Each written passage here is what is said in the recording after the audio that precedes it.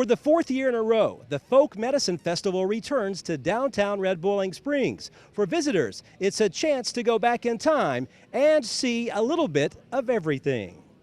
I go to him in prayer. He knows my every care. You brought the Folk Medicine Festival back 4 years ago, and 4 years into this process now.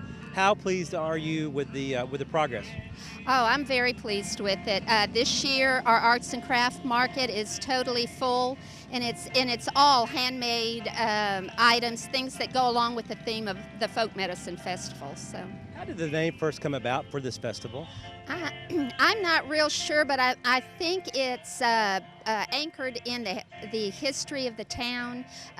People came, from all over the country to spend the summer here for the medicinal purposes of the water. So, and that's I guess you could call that a folk medicine all in its own. What's your favorite part about this when it finally gets here? I know there's a lot of hard work involved before it gets here, but what do you like about this festival? I like the people that come to visit us, and I love the vendors. They're just such a good group of people, and they're easy to work with, and they have fun while they're here too. So that's it. It's the people. And what do you like about being a part of a festival like this? Well, it's just in my hometown, so it's real handy, and I like the people involved. Yeah. Oh, there's quite a bit of interest in gardening now, and people want to learn more about how to grow their own food, and I think it's a real important part of a transition that's happening in the whole country now. People want to get healthier, and they realize that the food system is not very good, and they want to grow their own. So it's really cool. I specialize in the edible medicinal plants that are all around us, the food underfoot, what I call parking lot pharmacopoeia. And the title of today's is Mother Nature's Secret Garden, a Harvest You Didn't Plant. So it's going to tell people about the edible medicinal plants that they're pulling up as weeds, but if they knew what they were, then that's part of the harvest before you even plant anything in the ground. For example, give me a few examples of what maybe I wouldn't know that I could actually eat. Oh, there'd be chickweed would come up, and chickweed is a good fat buster, it's called, so that's a good one. One of my favorites is lamb's quarters. It's like a wild spinach.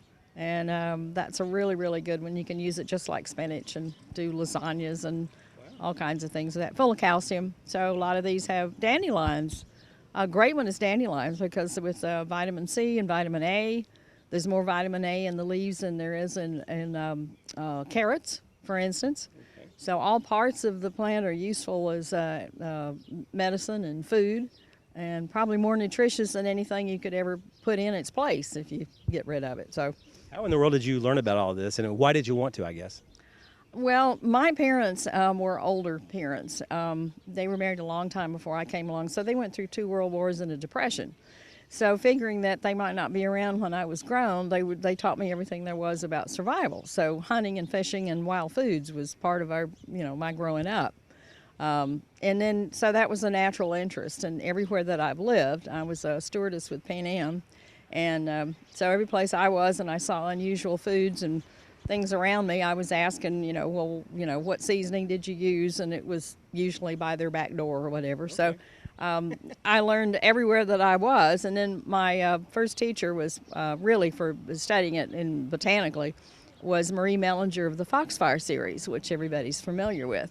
And for 30 years, the group there in Georgia, Incredible Edibles Club, we'd go out every month from April to October, and everything we ate for the weekend had to have a wild edible in it. Okay.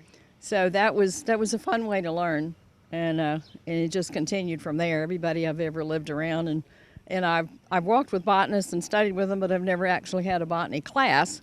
But I learned all the fun part of it and how people, have naturally used all the forest resources.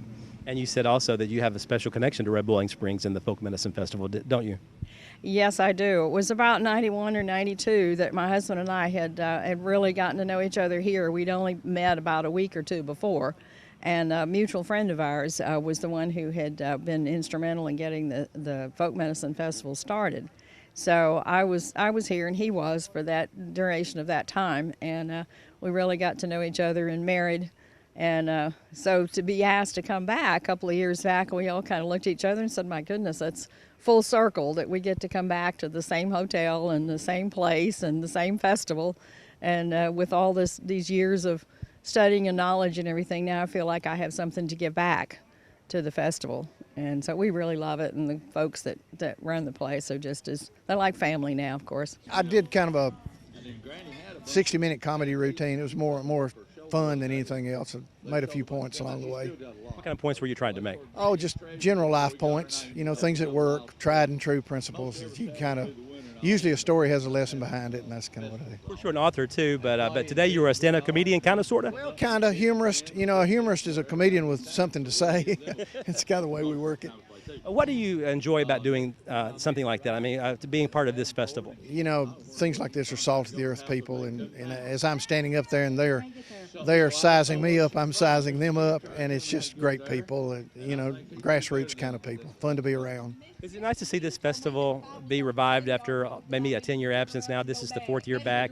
Sure it is, because so much of this is getting away from us, and the baby boomers and even some younger than that enjoy it, but the next 2 generations need to know how this happened and really have a first a glimpse at some of the things that went on, see how life used to be. So overall, an enjoyable experience for you. Oh, yeah, it's great. It's great. Be back next year. They've already asked me. How unusual is it for you to be at a festival in your hometown? It's very rare that I get to come here, but it's pretty neat. What do you like about it? I see a lot of people I know, and that's the main thing. It's kind of like a family reunion to me.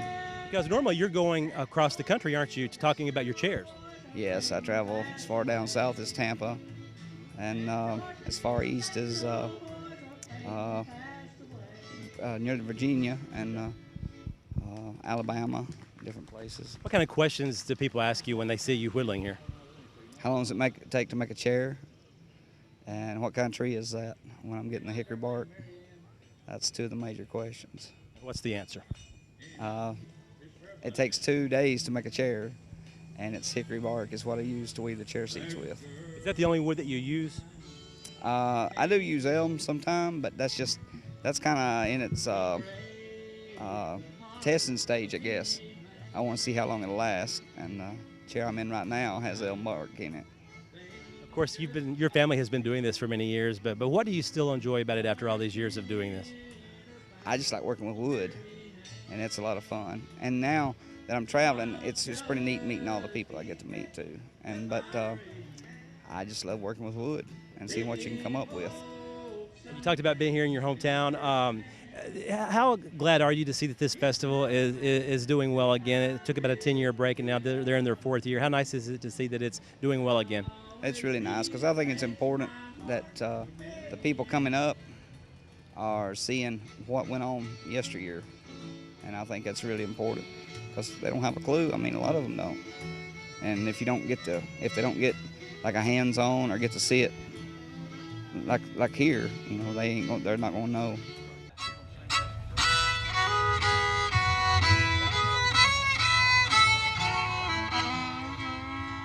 Reliving part of our past, at least for one day.